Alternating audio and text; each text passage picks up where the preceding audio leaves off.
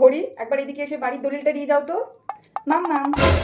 আরে হানি বেটা, বলো কি চাই? মামামের থেকে টাকা নেবে? না না, পয়সা চাই না, আমি তোমাকে একটা কথা বলতে এসেছি। কি কথা বলো না। মাম্মাম, আমি না পলাশকে খুব ভালোবাসি, আর আমি পলাশকেই বিয়ে করবো।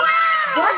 পলাশ? হ্যাঁ মাম্মাম, আর আমরা দুজন ডুয়েট গানে নাচও করেছি। বদনাম হয়ে যাবে, বদনাম হয়ে যাবে। আরে প্রিন্সেস, পলাশের বাবা তো আমাদের বাড়িতে কাজ করে, সেটা তুমি ভুলে যাচ্ছ?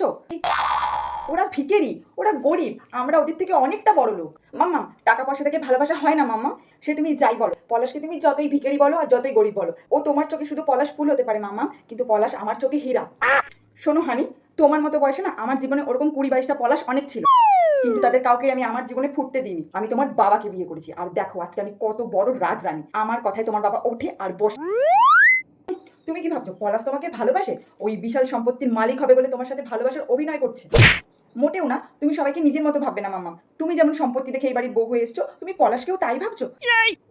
বুঝতে পেরেছি, এই সব কিছু হচ্ছে ওই পলাশের জন্য। আমি ওই পলাশকে শেষ করে দেবো। হরি, আমার বন্দুকটা বের করো।